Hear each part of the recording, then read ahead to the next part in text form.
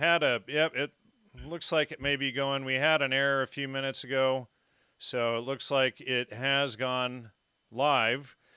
So welcome, ladies and gentlemen. I'm just doing a short show today with Dan Vogt. Dan actually contracted COVID. Him and some coworkers and about 30 members of their families and whatnot all got it. We're just going to do a short conversation to discuss it, the ramifications, how bad it was, all that kind of stuff, and how bad it wasn't. So, Joe, you're an iron worker. You're just a regular Joe. You haven't rehearsed or prepared anything. You feel kind of nervous and upset, or not upset, but nervous about doing this.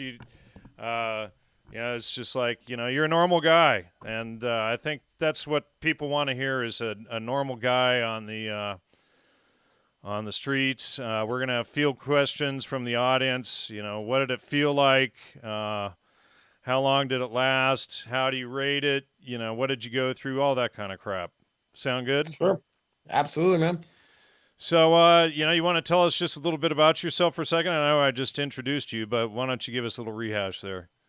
I'm a 41-year-old ironworker foreman. Healthy guy. Live in Portland, Oregon. Just living the dream, man. Happy to be an American. And so what happened? What were you doing when you contracted COVID? Do you know? I have absolutely no idea, but a whole bunch of us got the exact same symptoms at the exact same time. I believe it was like Monday, about a week ago. I got extremely tired. Like, I slept for 22 hours, and then woke up the next day on Tuesday, slept for 22 hours. Woke up the next day, and then I had an extremely bad sore throat, 103-degree fever, really bad migraine, and severe joint pain.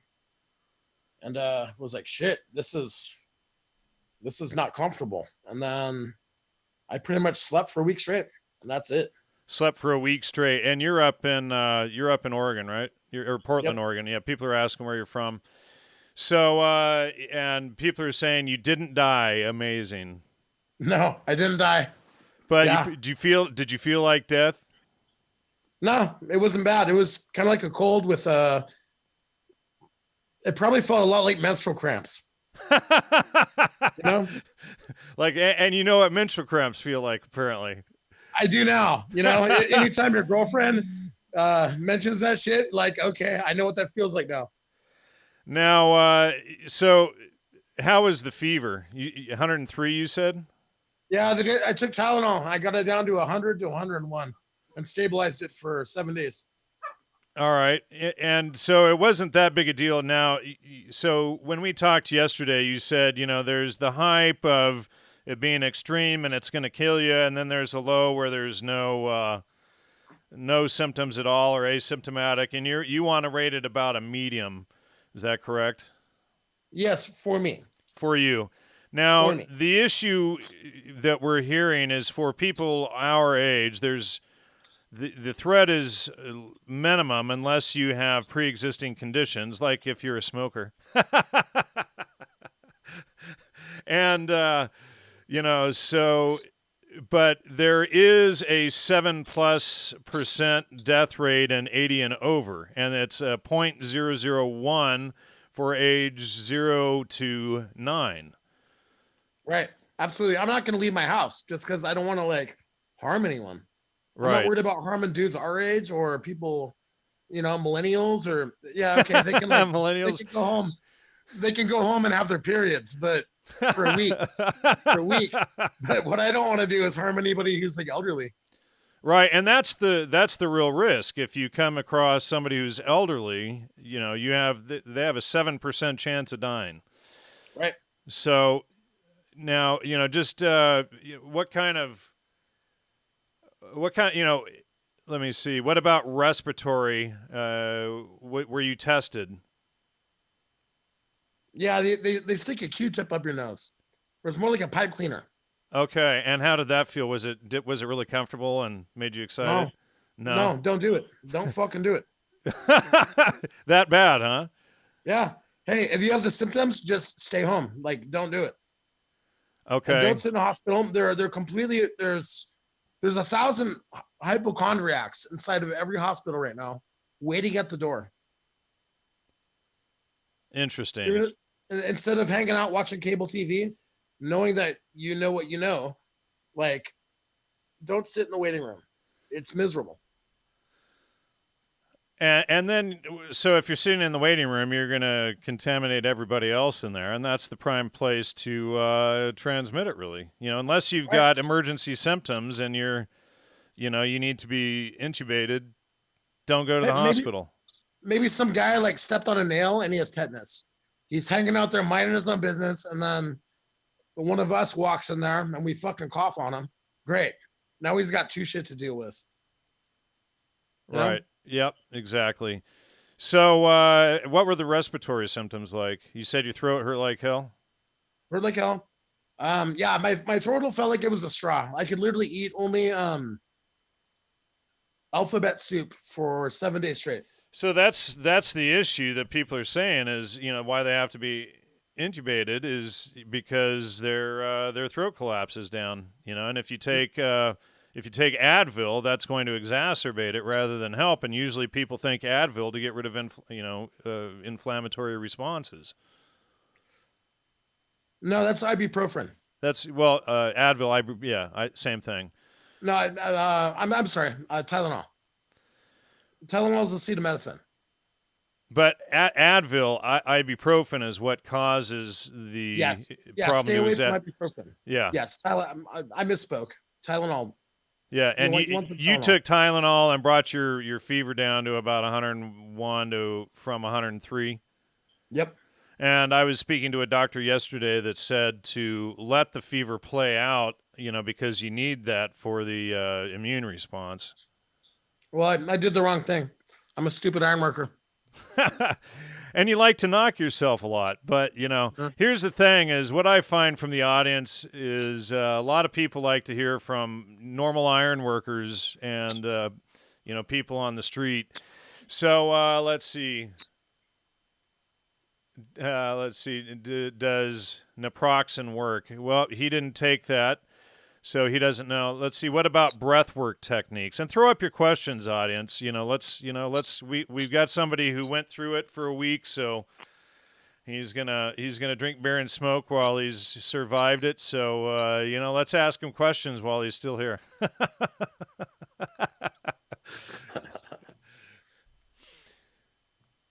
Let's see. Let's see. Infrared sauna might help as well. I don't know. Let's see. Hospital ER is the last place you want to be with COVID unless you're dying. So, and that's if you need to be intubated. So, again, did you have trouble breathing as well? Nope. No trouble breathing. Actually, no, that's not true. Dude, I could run up 20 flights of stairs and not even get winded. But walking to my mailbox, I would get winded and start getting dizzy. I have like a 2-block radius, or I did. I could walk 2 blocks, and at that point, that's all that my cardio can handle. Really? Interesting. For a week. Yeah. Okay. Now, what do you recommend to people who get it? Now, and again, you and 29 other people got it around you. What, 3 or 4 coworkers and their families and children? Yes. Okay. Now, what were their responses to it? Exactly the same. They just they watched Tiger King, and they ate soup. And what's the point of soup? You just couldn't get anything else down? No, nothing. You cannot fit anything down your throat hole because it swelled down to I'm going to say half an inch. Interesting. And where did you contract the virus? Do you know? Was it at work? Probably work, man. Like me and my guys, we swap gloves. I'm like, hey, Jeff, toss me your welding hood. Jeff's like, hey, man, toss me your glove. Pacino, Emilio, they're like, hey, toss me your left-hand glove, because we got to weld something really quick, and they didn't bring the gloves with them. And so we swap germs all day long, 40 hours a week, 7 days a day, like every day. We just we're in close proximity. We share our food. We party together. We're all brothers. And so I'm gonna say March. I think March 15th was my last day of work. That's when we all said, "Okay, guys, we need to like chill the fuck out because it's just getting real." They shut down all the restaurants. They shut down everything. And so we had a big meeting where our owner was like, "Hey, if you guys want to stay home with their kids because the schools are shut down, go ahead. If you guys want to keep working, go ahead." We're like, "No, that's a good idea. Let's just shut her down. We'll pick it up on the other side." And so that was weeks ago. And then about a week and a half after that, we all got sick. And so more than likely, like I locked my doors. I didn't let anybody in my fucking house. And so did all my friends. And so it just all stayed in our bodies for like 10 days. And so everybody that gets it, hey, it could be 2 weeks later and you're still contagious. And you might not even know it. And so everybody locked themselves in their houses? Yeah. So what about food and things like that? Did you have delivery food or what? Tell them to leave it at the door and take off? No, I stocked up. You stocked up? I'm kind of a prepper.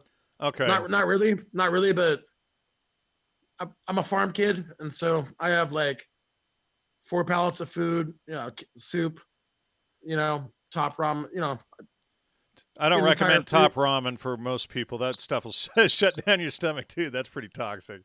I got a whole freezer full of like filet mignon. Oh, there you go. Hopefully you had some porterhouse in there too. But let's see. Did you get flu shots before? No flu shots. No. Okay. And flu shots have been shown to actually exacerbate it as well. And let's see. I get the flu every year once, and then that's good. Fine. Okay. Now, anybody else have any questions for the audience? Like I said, we're just going to keep this one short today. And we're, what are we already at here? I don't know. We're probably at like, what? 3 minutes. 3 minutes, 11 minutes. But yeah, I'd like to have anybody ask questions. What was the first sign that you got? Exhaustion.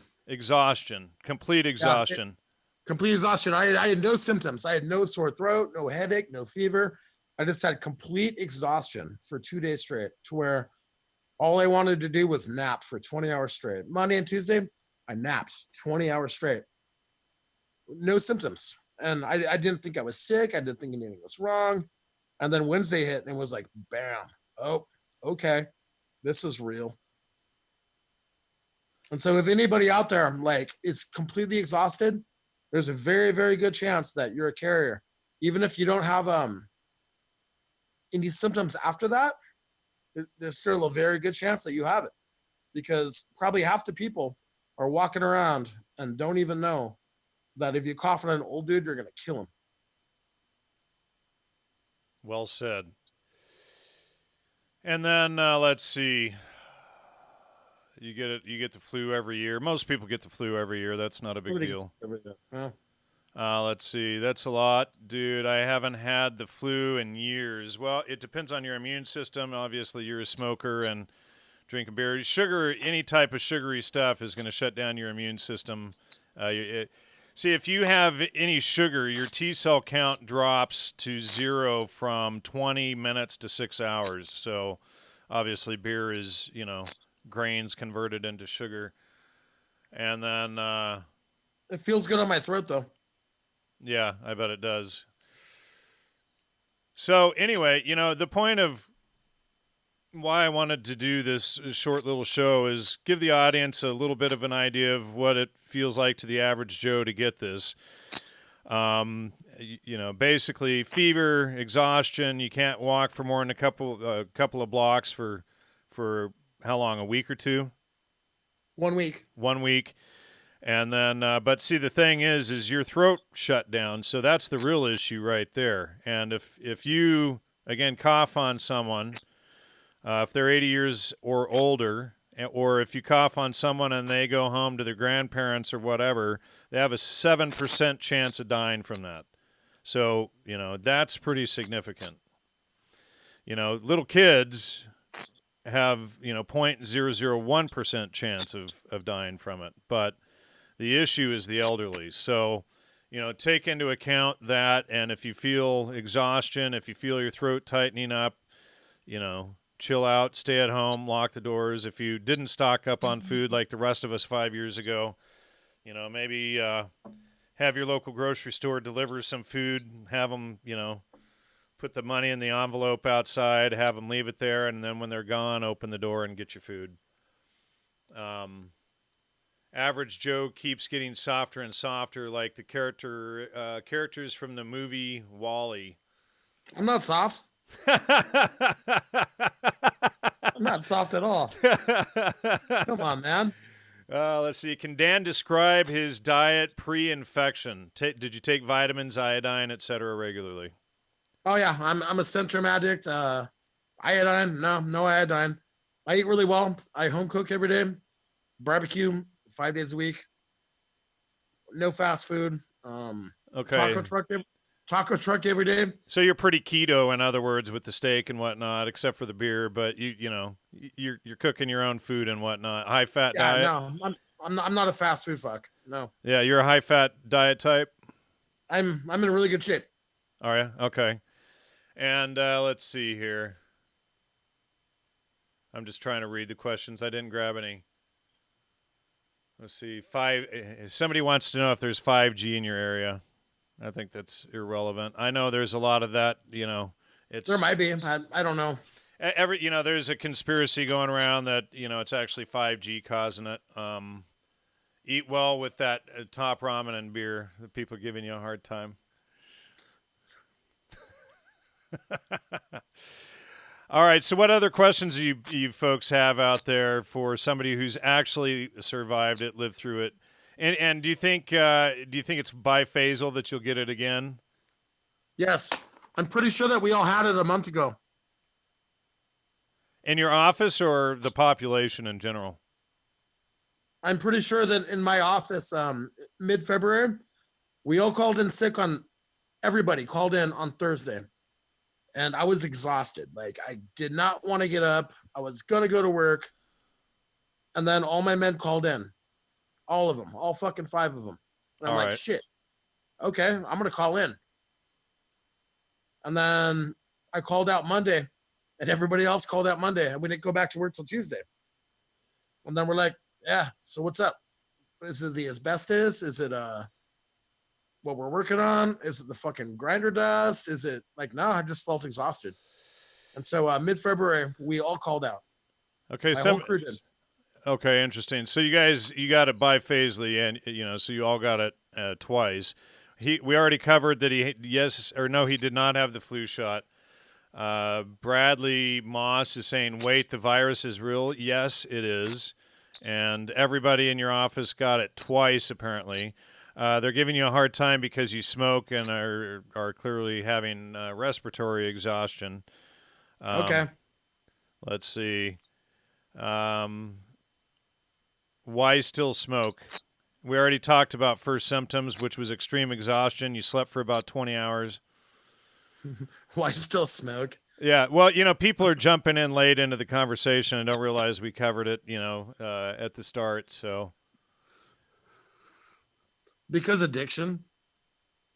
Yeah, well, there's that, right? And then, you got it twice. First symptoms were, you said, a month ago, and then you guys all passed it around again at work.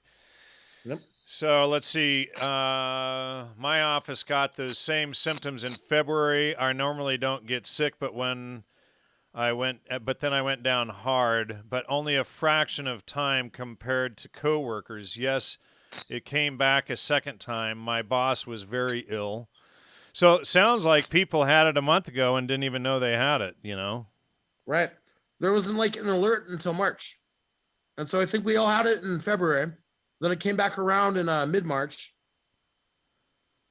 Interesting. But it's probably a different strain.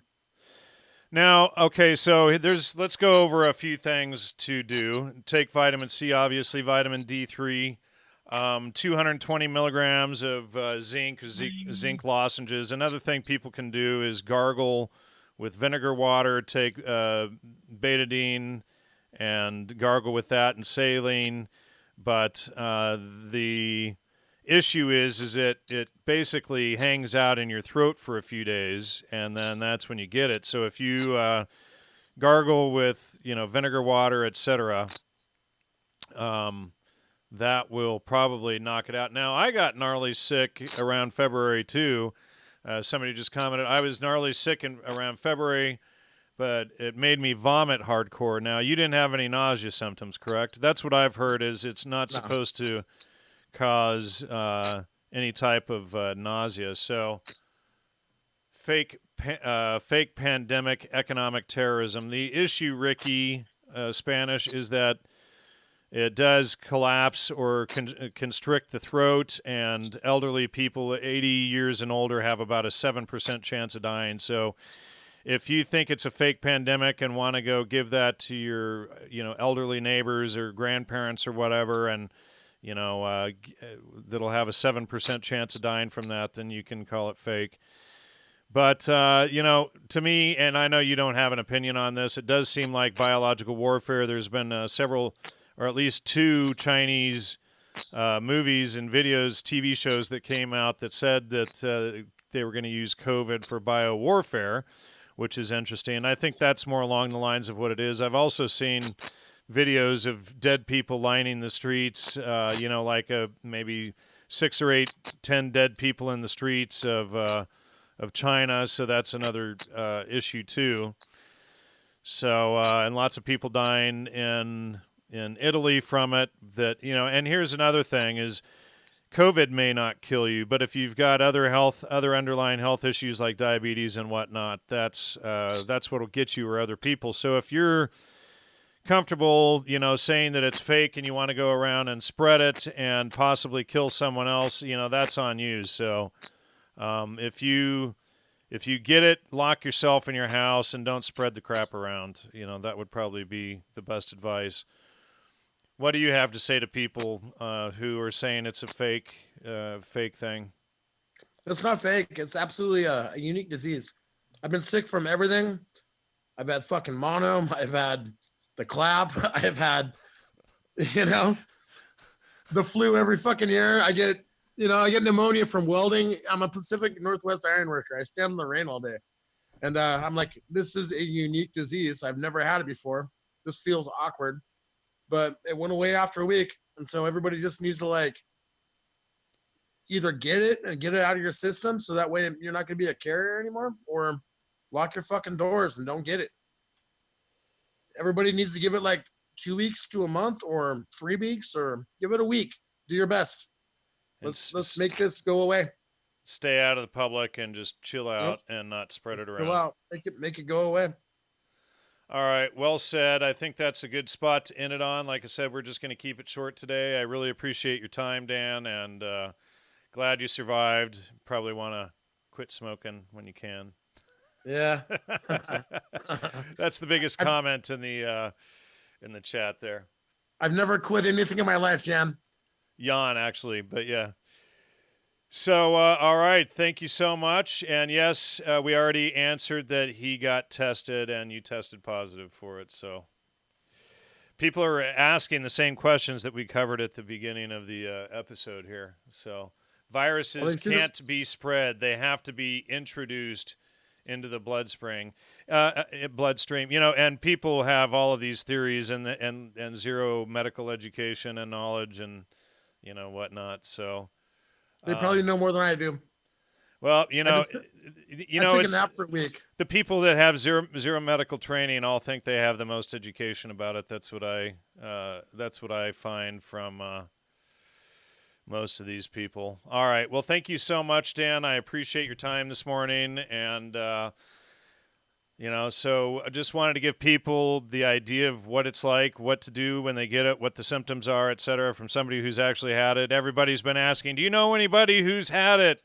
No. And now we know people that have had it, and 30 people that have had it. So not fun. And, stay safe, people. If you get the symptoms, just lock yourself at home and don't transmit it around and potentially kill someone, because that's the real issue. If somebody's got diabetes or or respiratory problems, or they're over 80, they have a high risk of dying from it. So anyway, have a good one and take care. Have a good day.